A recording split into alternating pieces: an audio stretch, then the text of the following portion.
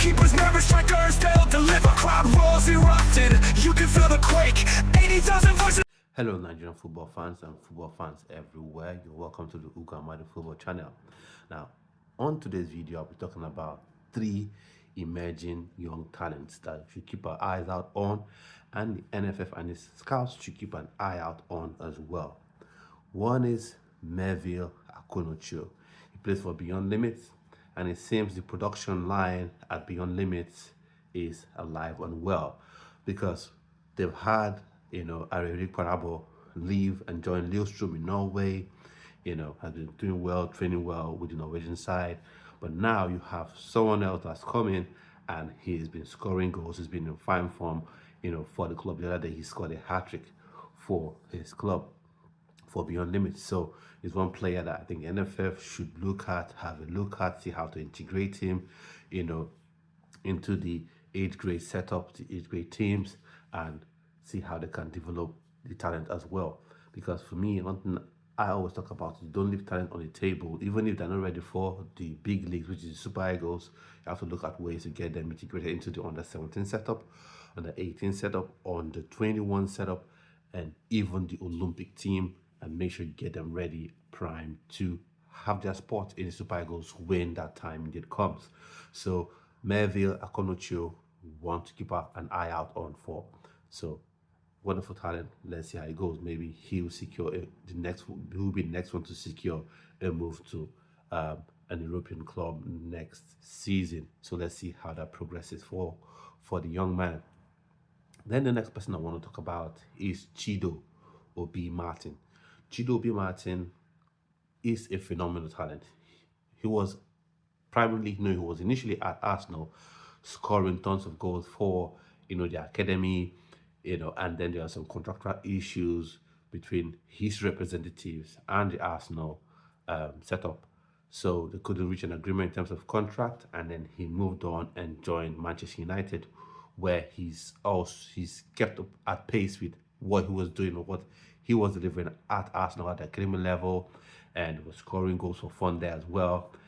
And now he's made his debut for Manchester United, but he didn't have substantial minutes. He just had a handful of minutes coming off the bench, which maybe you expect for a young man. He's 17 years old, so maybe that's what you expect, minutes you expect to get. But he's a phenomenal talent, and I would have thought, since Manchester United are not particularly riding high this season, and their strikers aren't really producing, because you can have a situation where your strikers are scoring tons of goals, but maybe your defense can keep people out, your goalkeeper can't even catch a cold.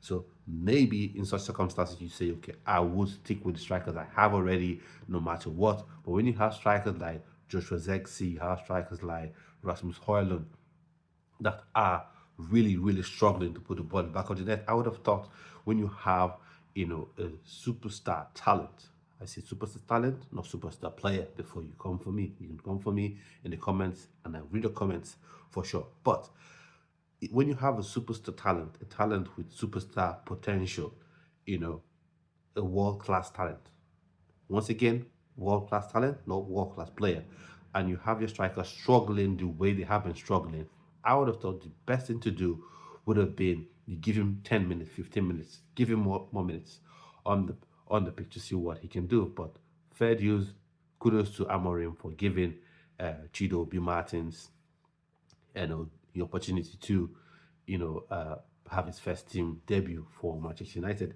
And now for me, but if his representative, if I was an advisor for Chido Obi, this would be my advice, right? What you should do is start thinking about getting this young player to a Dortmund, for instance, to Hoffenheim, for instance, somewhere in the German league, somewhere in the Italian league, that he's going to get to play, and continue his development.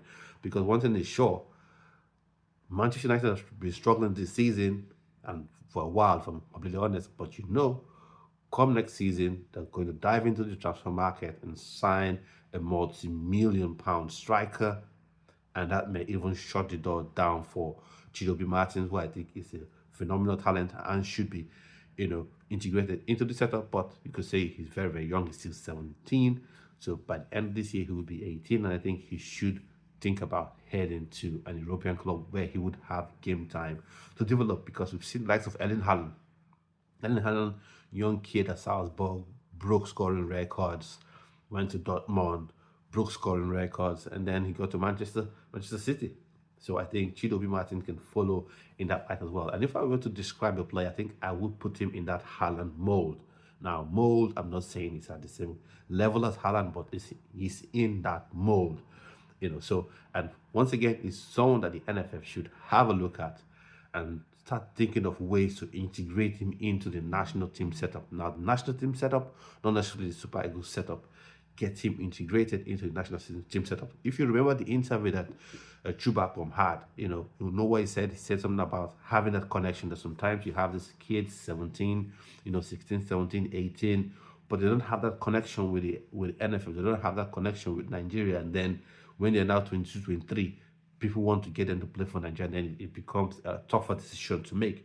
So I think that's why the NFL should get involved and make sure you begin to build those connections. You begin to build that filial sort of bond, and you begin to make them feel like they are part of, this setup. Maybe invite him to under 18 team to play, under 21 team to play. Maybe, who knows, the AFCON, the under 20 AFCON, or the under 20 AFCON for next year, because he's up for 2023. No, shut up. For the AFCON that will be coming up in 2027, he will still be eligible for the under 20 AFCON 2027. He will still be eligible. So, but just make sure you get him involved and make him feel part of the national team. Now, there's something I want to address, because when I said this about Ethan Nwaneri, I talked about Ethan Nwaneri being part of the Nigerian Super Eagles setup. People keep going on about, oh, don't bring him into the Super Eagles. Oh, why do you want to bring him into this sort of tough setup that you have in Nigeria? I say, stop it. Stop that nonsense. That is stupid talk. That is defeatist talk, in my opinion, because there's no country on the face of the earth that's perfect. There's no country on the face of the earth that's perfect. And every country does their best to get the best that they can get, to help them win games, to take them to a higher level, to integrate talent. So this excuses of, and some people like to say, oh, you want to reap where you didn't sow. What does that even mean? What do you mean by that? Reap where you didn't sow. A player has the right to develop himself, and the player has the right to decide where he plays for. If he's at one national, he decides the country he chooses to play for. Now, it is the responsibility of the countries that he's eligible to play for to convince him that, okay, play for Nigeria. It is your responsibility. So don't tell me a player that's eligible to play for Nigeria, that is eligible and has the quality to, shouldn't be looked at. That's just silly talk, in my opinion. There should be NFF, do your utmost to get these players on board. And then, last and definitely not least, is Julius Emefiele. Julius Emefiele is a player that I've looked at for some time. He plays for Midtyland in Denmark, in the Danish league, and he played against Manchester United. Is it on the 18 side in the UEFA Youth Champions League? Though his side lost the game, he was very, very good in the minutes that he played in the game, and he scored a very beautiful goal. Easy rolled the ball to send the defender flying one way, and then smashed the shot with his left foot. Beautiful, beautiful goal. So he's another player that I think people should have a look at. Have a look at this player. People say, keep talking about players. How many can we have? It doesn't matter.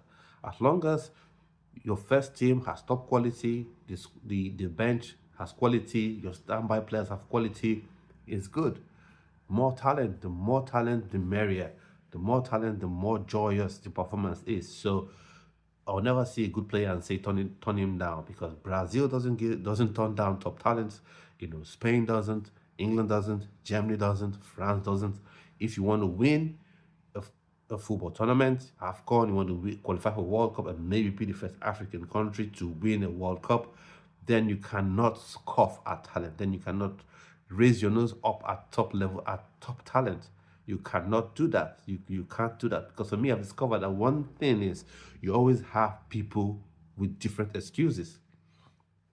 If the player is maybe 22, 23, 24, you know, people would say, and it's a dual national, people say, oh, we don't want to beg this player. No, you're trying to convince someone, you're not trying to beg him, you're trying to convince the player, trying to show him why he should play for you. If the player is 18, oh, he's too young, we don't want the 18-year-old, do you think it's Lamine Yamal? Lamine Yamal is a kid, a very good kid who plays football. You know, he's not Lionel Messi. He's a very good kid. He was given the chance by Spain, and look at what he's beginning to achieve. Same thing with Pedri. So we can't keep making those excuses to say, oh, Eric Parabo, for instance, is too young, or leave him up. No, Ethan is too young. If he's good enough, he's old enough. So stop those excuses. And then sometimes as well, people come up with this, oh, this player that's developed in England and Spain, or why do we want them? Develop your own. Yeah, we develop players as well. But you don't tell me that if you have a top level talent that is eligible to play for Nigeria, that is based in Spain or based in England, you turn your nose up at him. No, that is the sort of excuse or excuses that are usually given by people that like to lose, by people that love to lose, by people who have defeatist mentality, that embrace defeat, you know, come up with different excuses. Look at the top nations, the nations that go to World Cup finals, the nations that win World Cups, the nations that win Euros. You never see them making those sort of excuses. I'm not saying the France FA is perfect, the federation is perfect. No, they have their own issues. There are some other racial issues. But when it comes to this player, Pogba, you can perform for us, you can help us get to the World Cup final. Kante, you can help us go to the World Cup final. Mbappe, you can help us go to the World Cup final. Nkunku, you can. They don't leave any talent on the table. Same thing with Germany. You know, same thing with Spain, same thing with England. Get his talent and that takes you to where you want to be, to where you have to go. So no more excuses. So these players should be looked at, and definitely I'm not saying get this 17-year-old Julius Emefiele to the Super Eagles or get this Akunochio immediately to the Super Eagles. No, watch them build that connection between Nigerian football and them, between Nigerian football and their parents. Get them to know that they are valuable, not just as footballers, but as people to Nigeria and to the Nigerian Football Federation and to the Nigerian Super Eagles, so that when the time comes where they can really contribute, they know from day one you've been in their corner. And this channel is in their corner. And do you know what else is true? Subscribe to the channel, click notification bell so you're notified each time I go live or post a pre-recorded video on the channel. And also, the Sorry account has been growing. I want to say thank you all who have been supporting the channel. That's been amazing. So at this point, I come to the end of the video. I want to say do have a splendid rest of your day. Stay well and stay blessed.